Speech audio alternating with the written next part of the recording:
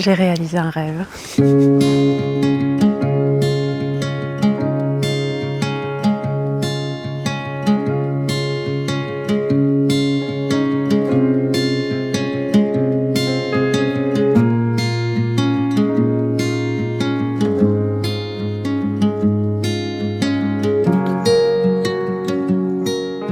Je ne sais pas si je peux dire un rêve de petite fille, mais j'ai réalisé un rêve de grande fille.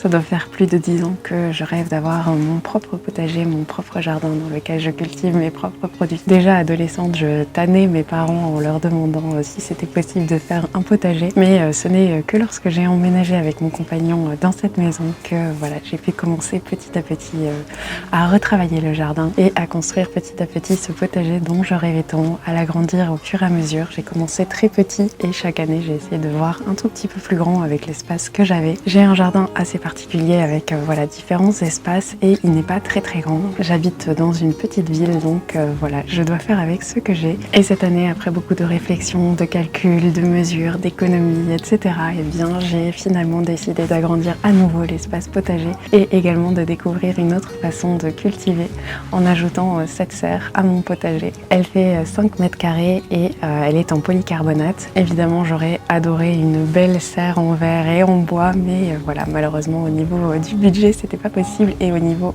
des dimensions, donc j'ai dû faire avec ce que j'avais. Mais dans tous les cas, je suis absolument ravie. Le sol dans cette partie du jardin est extrêmement compliqué à travailler. Il y a toute une partie qui est bétonnée, il y a toute une autre partie qui est de la terre mais remplie de pierres et de cailloux. Et à certains endroits, il y a aussi des endroits aléatoires où il y a des dalles de béton. Donc voilà, c'est vraiment hyper compliqué à travailler et on sait jamais vraiment sur quoi on va tomber. Donc c'est pour ça qu'on a fait le choix de construire une dalle en béton à l'endroit où il y aurait la serre pour déjà pouvoir la fixer directement au sol sur une surface qui est faite pour. Je remercie d'ailleurs énormément mon beau-père qui l'a fait pour nous. Une fois la chape terminée et sèche, on a pu commencer à construire la serre. Et là encore une fois, mes parents sont venus nous aider et je les remercie grandement. On a mis une journée à la construire au lieu d'une demi-journée comme indiqué dans les instructions. Mais dans l'ensemble, ce n'était pas si compliqué et les instructions étaient assez claires.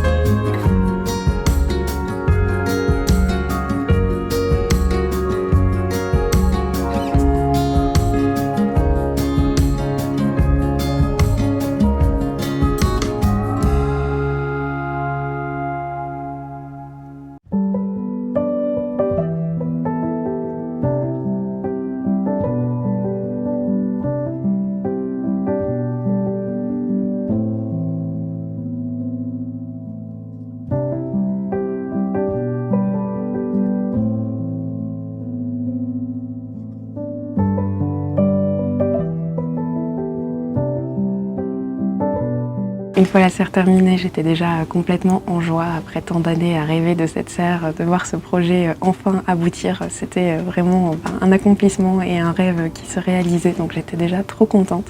Mais le plus gros du travail n'était pas terminé, parce que comme nous avons construit une chape, cela veut dire que je cultive hors sol et que je devais donc construire des bacs pour pouvoir cultiver à l'intérieur de la serre. On a donc récupéré du bois et j'ai construit 2 bacs sur mesure pour la serre.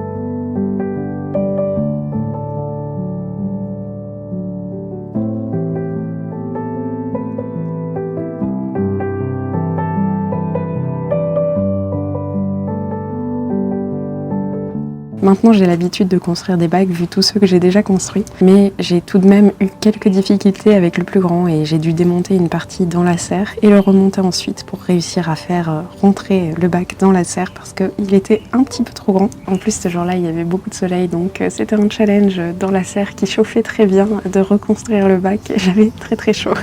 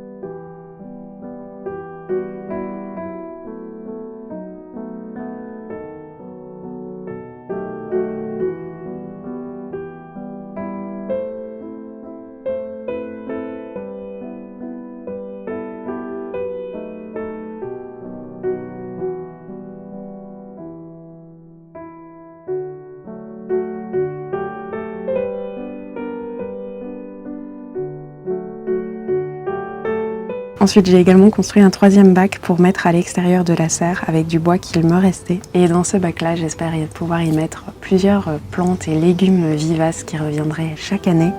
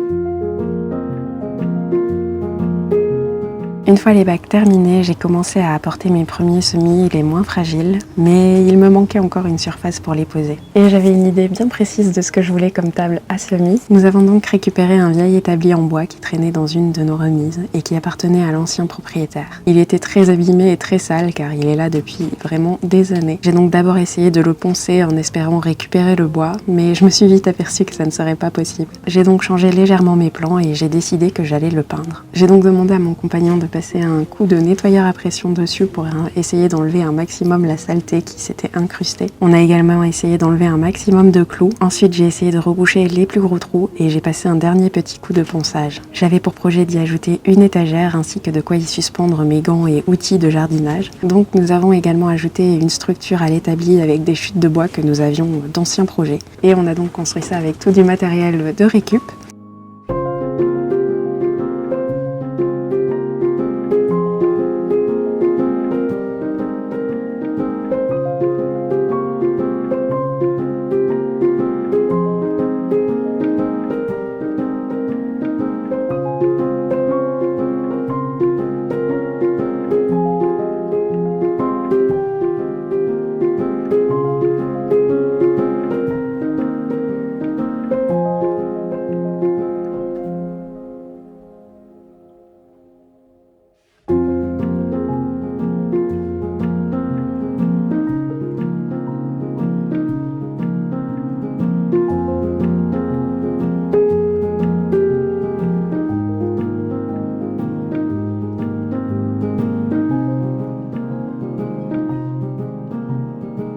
J'ai ensuite fouillé mon stock de peinture et j'ai peint l'établi avec de la peinture verte qu'il me restait de la rénovation de mon bureau. Je voulais vraiment essayer que ce projet soit 100% récup et ne rien devoir acheter.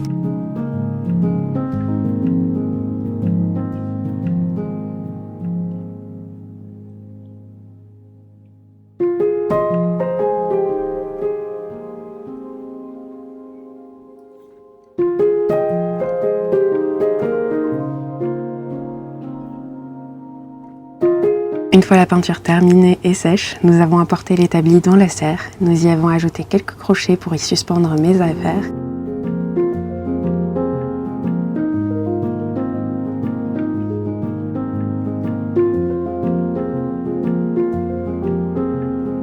Et j'ai également ajouté un thermomètre pour voir la température qu'il fait dans la serre, ainsi que d'autres rangements et accessoires que j'aime avoir à portée de main.